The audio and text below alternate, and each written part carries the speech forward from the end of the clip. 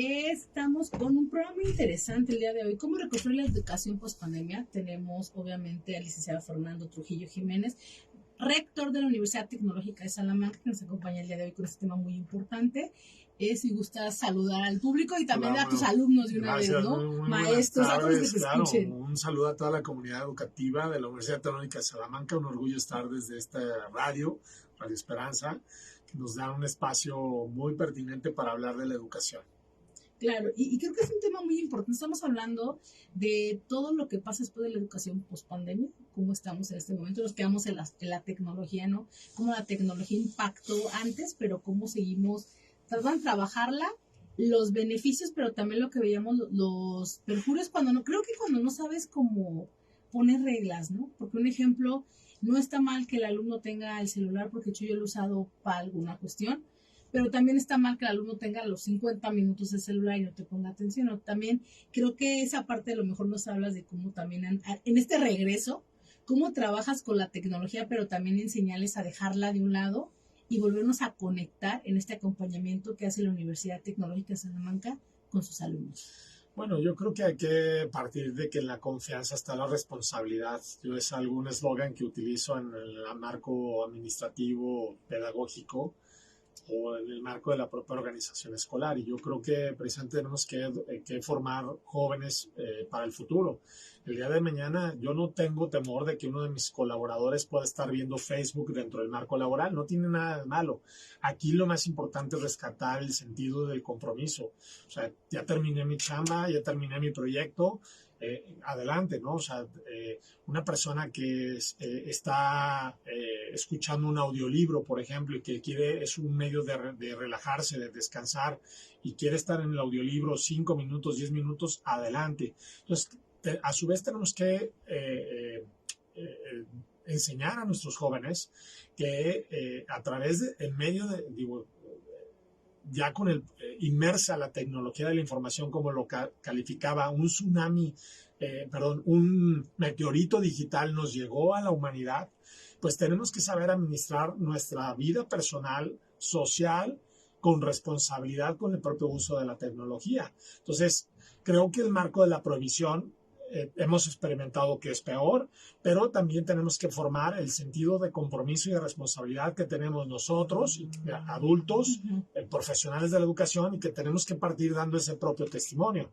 ¿Para qué? Para que los jóvenes lo repliquen, los jóvenes sepan que en el marco laboral hay límites también, o hay místicas de trabajo incorporada a la propia tecnología, y que tenemos que respetar procesos administrativos, laborables, para cumplir los fines para los que fuimos contratados, o de la propia mística. Si yo soy un emprendedor o soy dueño de un trabajo, también tienes que establecer una mística de trabajo inmersa ya en la tecnología. O sea, ya no podemos separar, ¿no?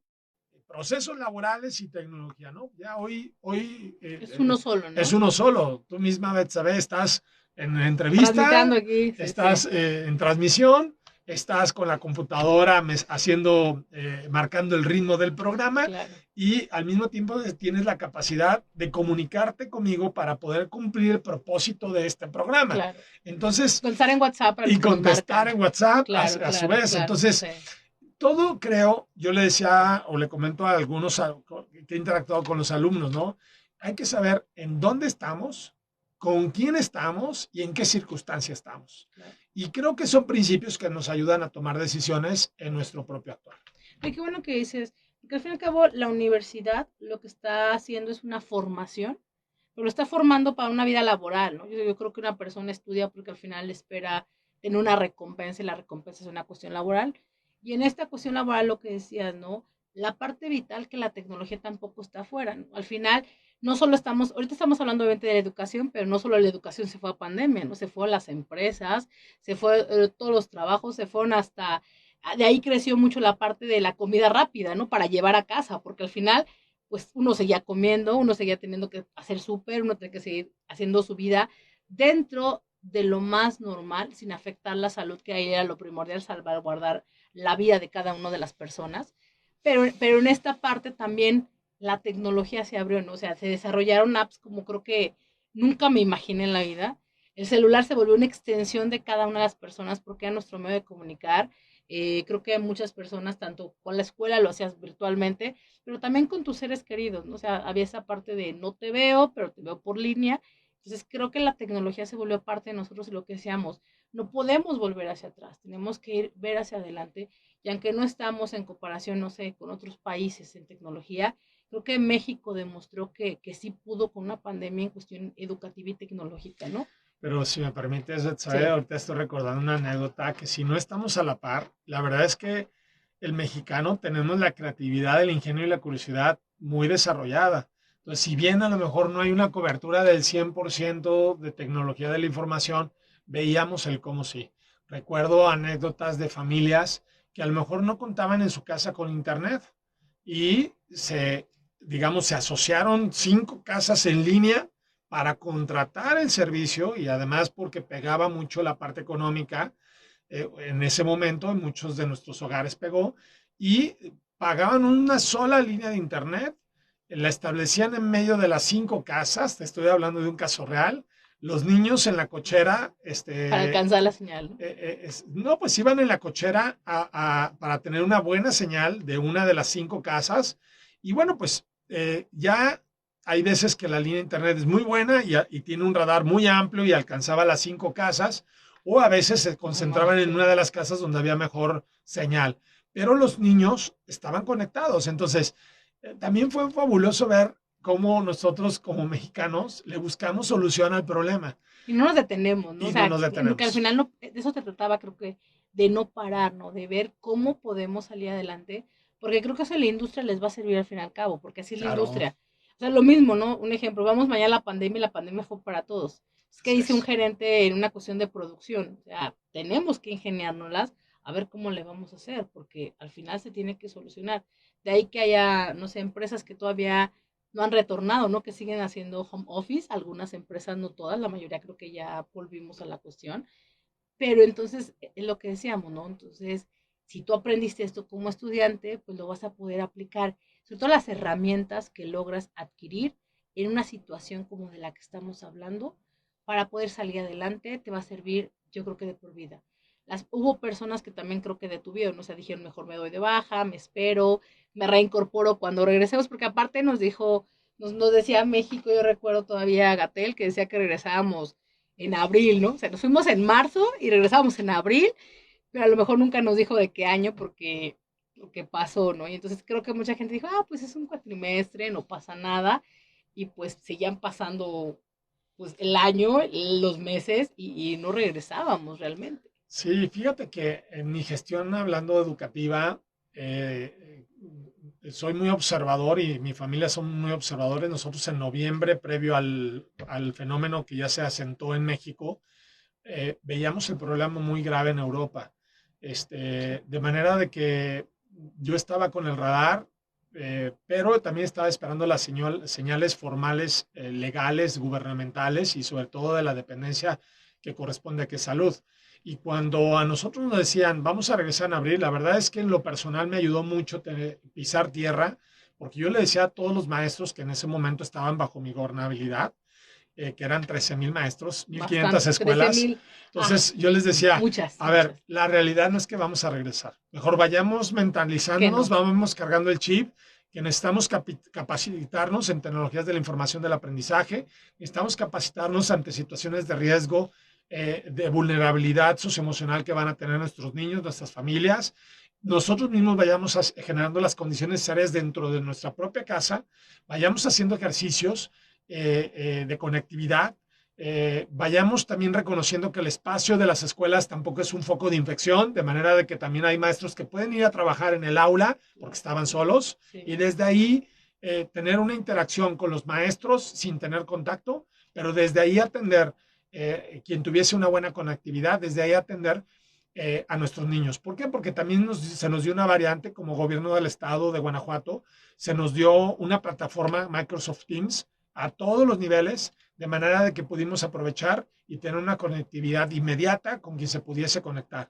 Y quien no tuviese conectividad, se generaron los librillos los cuadernillos de aprendizaje, de manera que los maestros cada 15 días, cada semana, según la distancia, pudiesen, sobre todo, primero, tener contacto con los alumnos, es decir, la escuela existe, no necesariamente en 4 espacios, sino la escuela existe por la propia imagen del maestro. Las necesidades pueden ser atendidas por la interacción que en ese momento se daba.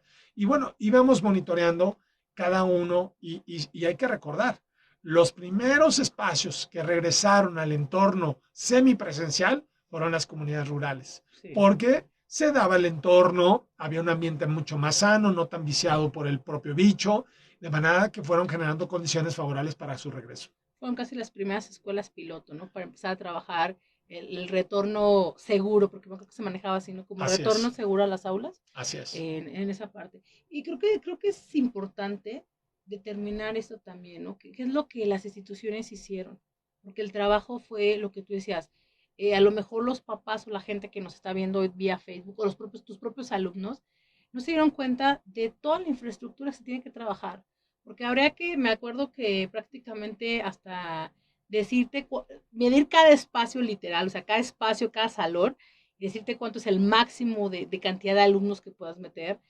Gel en cada, no me acuerdo cuánto, cada cuántos metros, que en cada escritorio, la sanitización antes de entrar a las escuelas, a las entradas, a las salidas, cuidado obviamente con las cafeterías, con los cubrebocas, alguien que se encargara, porque que todos sabíamos que teníamos que traer cubrebocas, tenía que haber una persona que te recuerda, hey, tu cubrebocas, porque los tapetes al inicio para sanear también las suelas de los pies, de los zapatos. Claro. O sea, sí me refiero que el regresar aquí lo hablamos como muy fácil, pero fueron meses de preparación en todos los sentidos, ¿no?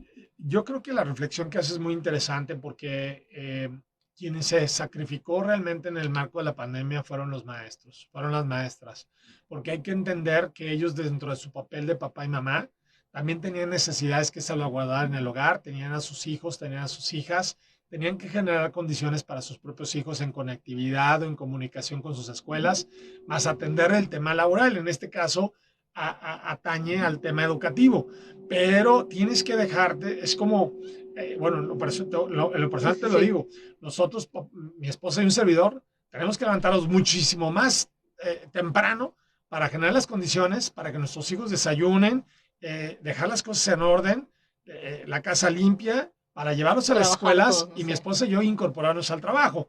Doy el ejemplo, perdón que hable a primera persona, pero creo que dibujo muy claro el papel del maestro. Tenía que generar muchas condiciones primarias, necesidades primarias de su persona y de su familia para atender las necesidades de los alumnos. Así que yo en lo personal respeto, aprecio la labor docente, la labor titánica que se dio en este tiempo y que yo en lo personal solicito a los papás que no nos olvidemos de este espacio donde resignificamos el papel del docente, porque hoy estamos cayendo a veces a los mismos vicios, ¿no? El culpable es el maestro, el culpable es la escuela, y no, yo te mando un mensaje a ti, papá, mamá, donde el principal aliado de la educación son tus maestros. Confía en ellos. O sea, no por una situación de desobediencia, o un tema de omisión de tus hijos, de alguna labor, tarea, o alguna reacción humana donde generó un conflicto con alguno de sus compañeritos, papás, no entremos a la defensa. Escuchemos primero la versión de la autoridad inmediata, que es tu maestro, tu maestra, de tu hijo, de tu hija, y busquemos un marco de mediación. Para eso es la vida, para aprender, para caernos y levantarnos. Entonces tampoco hay que ver mal situaciones que se pueden presentar de nuestros hijos, hay que aceptarlo con mucha humildad, sabernos que nuestros hijos van a tener errores y que hay que ayudarlos a levantar y hay que enseñar a nuestros hijos a saber pedir perdón cuando hay que pedir perdón, saber reponer tareas cuando en la omisión no se dijo la verdad en casa. Hijo, ¿tienes tarea? No, no hay tareas. Hijo, ¿tienes tareas? No, no hay tareas. Y vas viendo, porque conoces el rostro de tus hijos cuando te dicen la verdad o cuando te dicen mentiras. Y la semana no te encargó ni una tarea, ¿no? Exacto, ¿no? Entonces, viene un boom donde después el hijo tiene lagunas académicas, vienen los exámenes, le va muy mal, y el niño o niña a veces por escudarse, pues dice una mentira piadosa, pero mentira piadosa donde a veces los papás no la compramos y echamos toda la responsabilidad a las escuelas, y cuando se trata de escuelas privadas, el papá o mamá decimos, estoy pagando un servicio, es tu responsabilidad que mi hijo aprenda. Sí, pero debe de haber, hay una correspondencia en la vida ordinaria, de manera de que tenemos que darle seguimiento tanto dentro como fuera de la escuela.